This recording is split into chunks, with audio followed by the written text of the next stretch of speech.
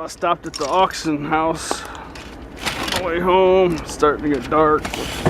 It's worth it to come by here. If you ever want to try this for yourself, if you have auction houses, you know, just auction companies, look in the phone book or whatever and find where they're at. You know, where the auctions are held, you know, like a weekly deal, like a, you know, brick and mortar place, not a traveling auction, but an actual brick and mortar store.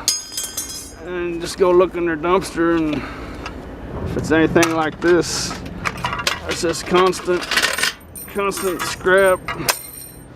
And look at all this stuff. I mean, this box here is an actual little Christmas tree. I'm not gonna open it, you can see the picture of it. A little steel frame with Christmas lights on it. It's full. That looks real pretty, but that's just a cheap piece of tin. I'll take the ends off this hose. Those guys, you know, it's clean brass. Them guys are worth pretty good money. They don't weigh a lot, but they're not lightweight neither, and you can snip them off there with your diagonal pliers real quick. So it's worth taking them off there. And I'm just seeing some more Christmas lights and some cheap tin, some old books that aren't probably worth nothing. Some more tin, some vents and stuff. I'll take them, get them out of there. And this looks like it's about it. Let's see what's under here real quick. Some more tin, some toolboxes, some sorts. Put that up there like that. That could be interesting. If there's anything in them, I'll fire the camera back up and show it to you.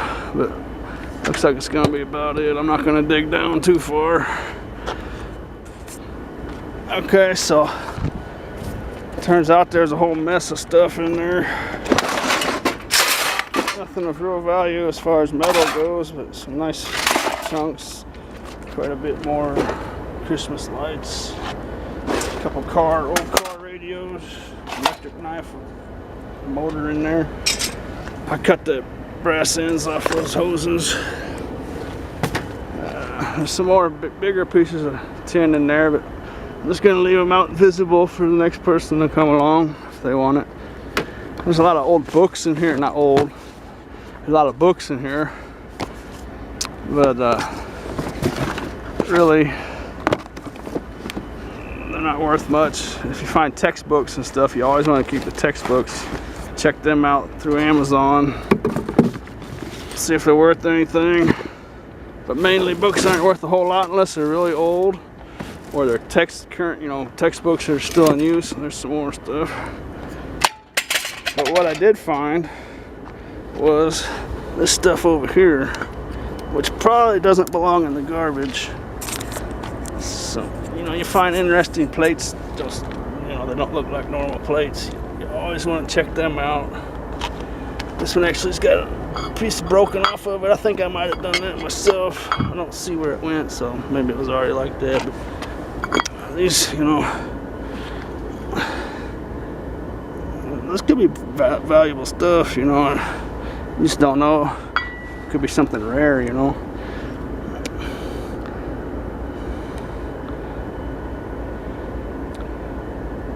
It's definitely worth checking out, you know. I mean, you never know. That's a weird marking there. But that's probably nothing there.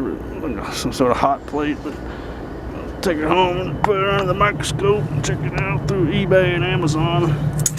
Now this here, I'm interested in a lot because I don't know if you can see that.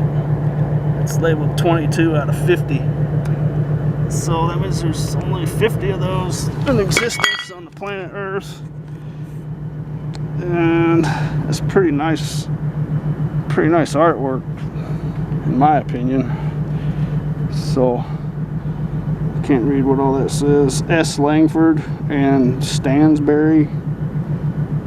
Looks like the year 2000. Looks like we got a signature of some kind on there. don't know if it's a print or if it's a legitimate signature, but obviously the art's a print because it's 22 of 50, but 50 of them in the world. This one was in the garbage, so people probably, some of the other 50 have probably had similar fates, I'm sure. So there's probably a lot less than 50 in the world left, and I'm definitely keeping that, checking it out. And I found an old book. This is from 1964. You know, I'm just take a flyer on it, run it through Amazon, run it through the Amazon search engine, and this other stuff through the eBay search engine. You know, see what we got there. I'm real interested in that picture though.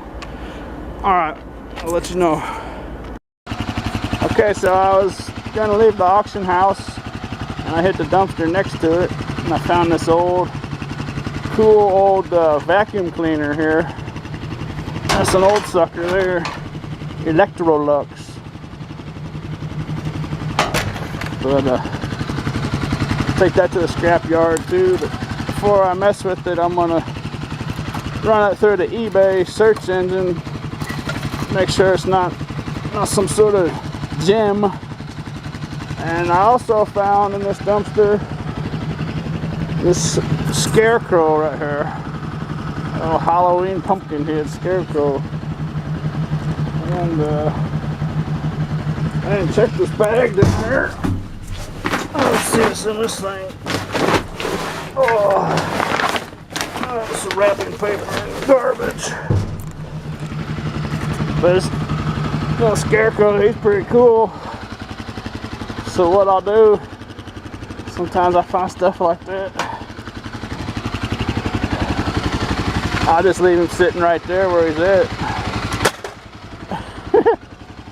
You know, somebody might want him. He's pretty neat. Or she, whatever it is. But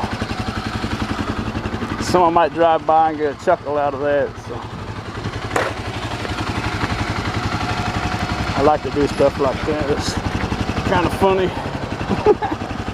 Funny to me anyway. I think it's pretty much, you know, it's not just a vacuum cleaner. It's really pretty much a work of art in itself, you know. When do you ever see stuff like that anymore? You know, look at that thing. It reminds me of those streamline trailers from the 40s and 50s, them silver bullet ones or whatever. Kind of the same kind of feel on that thing there. It's pretty neat. Definitely don't see anything like that anymore. Okay, so I plugged this thing in, and of course it works just fine.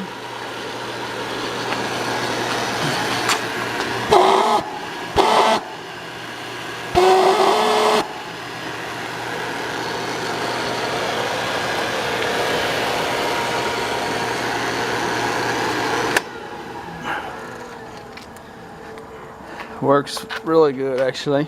It's not super powerful, but it'll definitely get the job done. I don't see a model number on it. So here's something here. Let's just say there's the model number right there. Model LXDC to 60 cycles. I think it's just model. I think it's just model LX.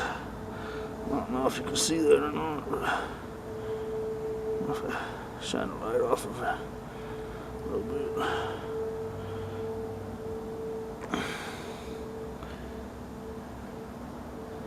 Right there, I think you can see that right there. There it is.